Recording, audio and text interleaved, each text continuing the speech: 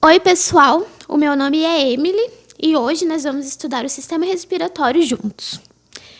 Bom, o aparelho respiratório, ele compreende os pulmões e um sistema de tubos que comunicam o interior do pulmão com o meio exterior.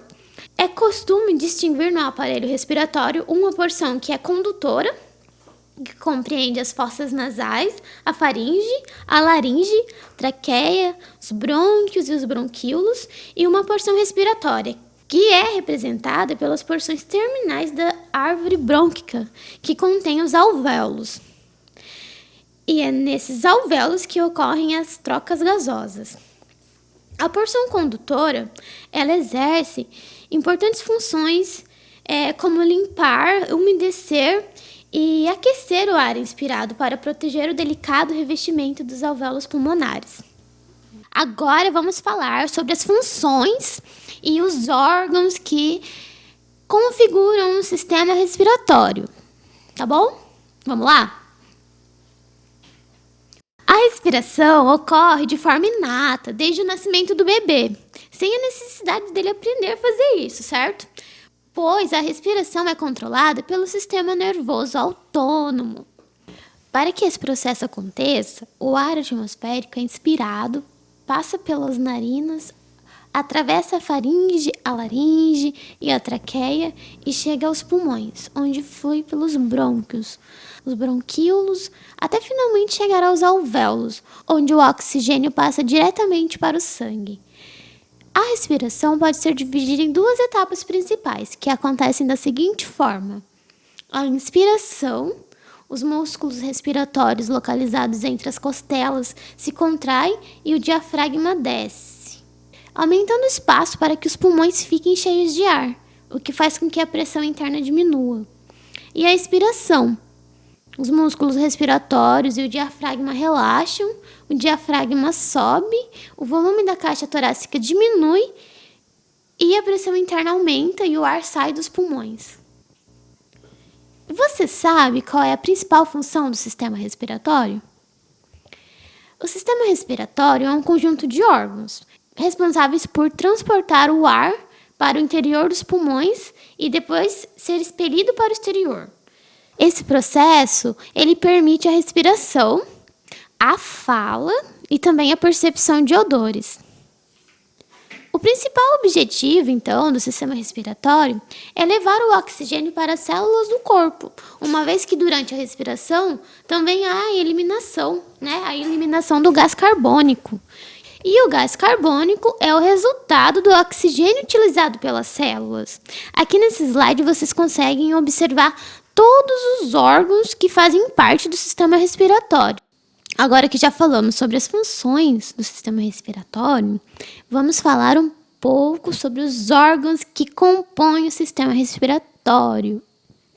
De acordo com a anatomia, então, os órgãos responsáveis pela respiração são fossas nasais. As fossas nasais são responsáveis por filtrar as partículas do ar, regular a temperatura que o ar chega nos pulmões e perceber odores, sendo que também auxilia na percepção da presença de vírus ou bactérias.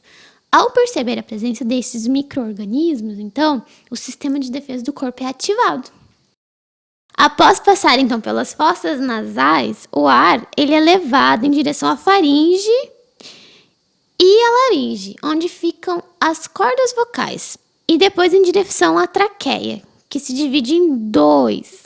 Então, temos ali uma bifurcação, até chegar aos pulmões, o direito e o pulmão esquerdo. Observem aqui na imagem as setas, certo? Eu dei ênfase aqui, com setas. Observem as setas, a laringe e a faringe, certo?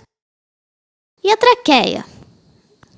A traqueia é um tubo que contém anéis cartilaginosos em toda a sua estrutura, Sendo que ela atua de uma forma protetora, impedindo que o tubo, esse tubo se feche. Porque se ele fosse feito sem esse tecido, sem esses anéis cartilaginosos, ele fecharia, certo? esses anéis cartilaginosos, então, ele impede o fechamento da faringe.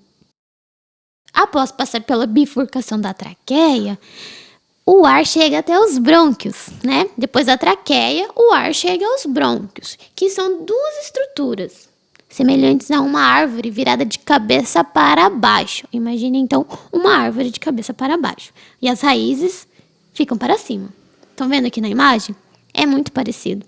Os brônquios ainda se subdividem em vias menores, que são os bronquíolos, que são repletos de pequenos cílios e que produzem muco, certo? Que serve para eliminar os micro-organismos.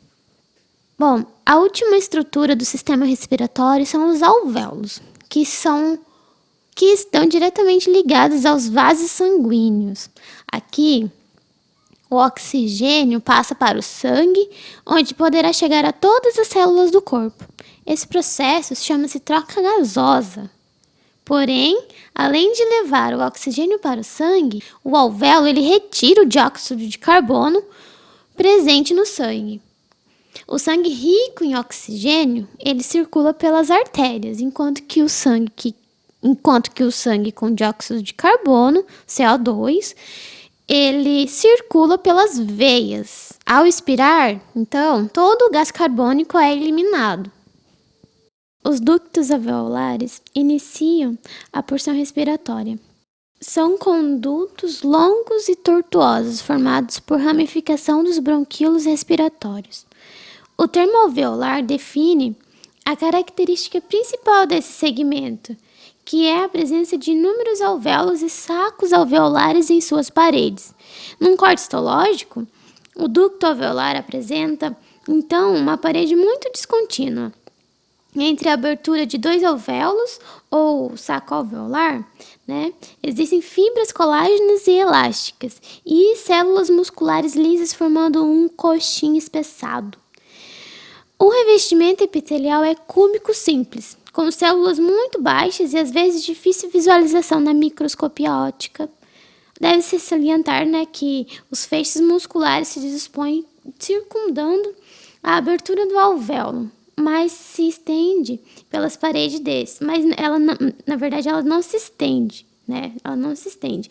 Ela se salienta em feixes musculares. Deve-se salientar que os feixes musculares se dispõem circundando a abertura de um alvéolo, mas elas não se estendem pela parede dele, tá? As fibras colágenas e elásticas, entretanto, elas continuam com a parede alveolar. Elas acabam constituindo o único sistema de sustentação presente. E os ductos alveolares são os últimos segmentos a apresentar células musculares lisas.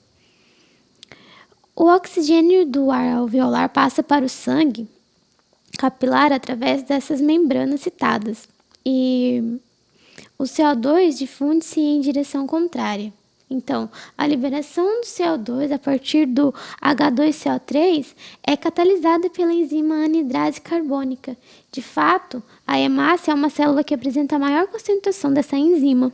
Calcula-se em cerca de 300 milhões o número de alvéolos, o que aumenta consideravelmente a superfície interna do pulmão.